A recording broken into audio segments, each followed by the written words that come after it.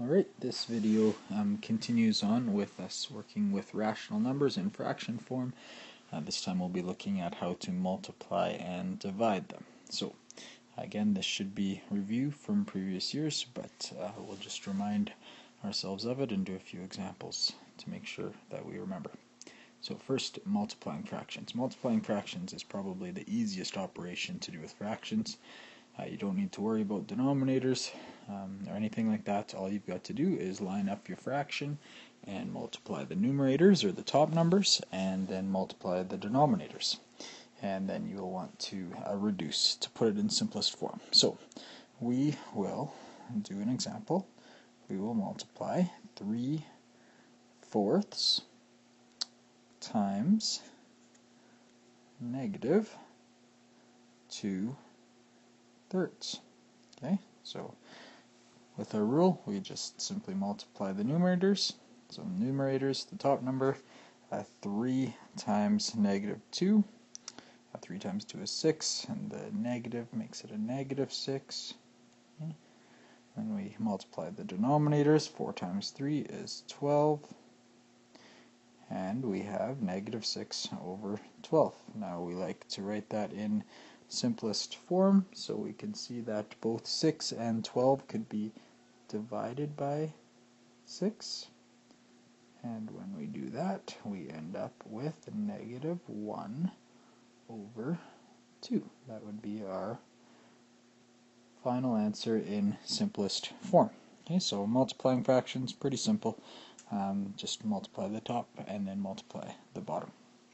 Dividing fractions gets a little bit more complicated. Not too bad though. We'll show you two different methods that you can use for dividing fractions. You'll be able to pick out pretty quick which one you like best, and you'll be able to use that on your own then.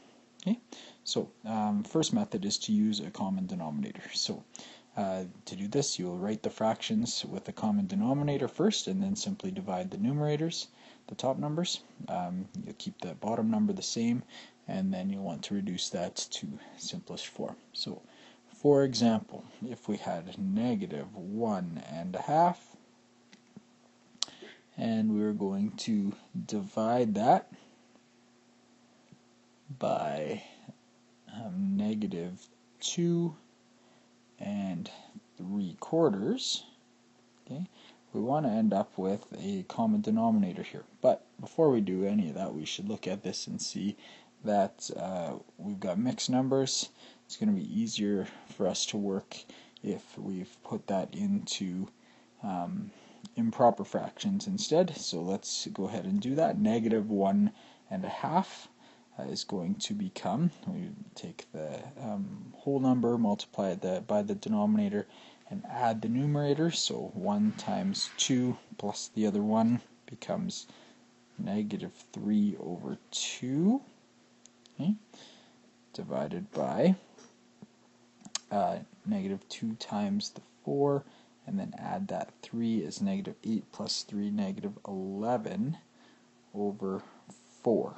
Okay, so this is our new updated question that we're going to work on, and now it's in improper fraction form, so we'll be able to work with it a little bit better. Okay, so we'll move it up here. Again, we're trying to use the common denominator method, so we see that a common denominator between negative 3/2 and negative 11/4 is going to be 4. In order to change that, we're going to end up with negative 6/4. Right? We'll keep the 11/4 as is. 11/4. Okay, and now we have a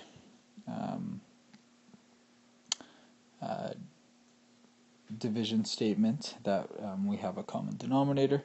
Okay, so we are going to very simply now divide the numerators. Okay, so the numerators is negative 6 divided by negative 11. Now a cool thing happens here.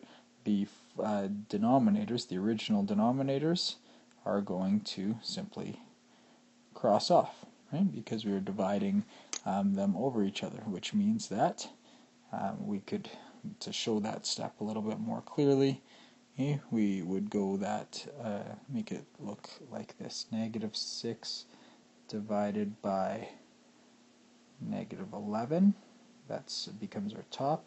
Our bottom is 4 divided by 4. Remember that 4 divided by 4 is simply 1, so that crosses off to 1, and that's why we can write our final answer as negative 6 over 11, or we'll see that the negatives are going to cancel off, just 6 over 11.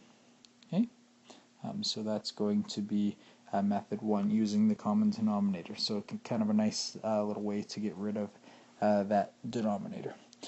Second method, and again you can use whichever one you like best. Second method is simply multiplying by the reciprocal. That means that we take the second fraction and we flip it on its end. So for example, if the second fraction was 3/4, the reciprocal is 4 over 3. Okay, so you'd find the reciprocal and you simply then multiply it. And so we'll show what that looks like in this example here. We will go negative 2 1/8, and we're going to divide that by 1 1/4. And again, we're dealing with mixed numbers, so we're going to want to switch that into improper fractions instead. So this one becomes negative 17 over 8. Make sure that you know how to get that. If you're not following along on that, make sure you ask and we'll explain that a little bit more.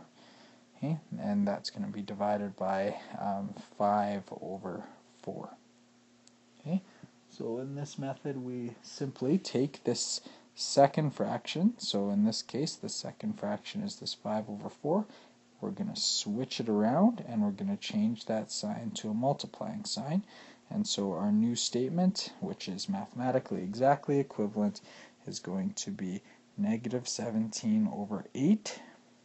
Note that you keep the first one the same, you don't switch that, you only switch the second one. And then we're multiplying by 4 over 5. Okay, and now it's no different than our multiplying fractions that we did earlier, right? We're simply going to take the numerators and multiply those. So 17 times 4, you can do that over on the side here. 17 times 4, excuse me, is going to be 68. Okay, so we have a negative 68 over the denominator is 8 times 5 is 40. Okay, this is going to be your answer. Now we're going to want to reduce that, put that in simplest form. We could probably take it several steps by dividing by 2.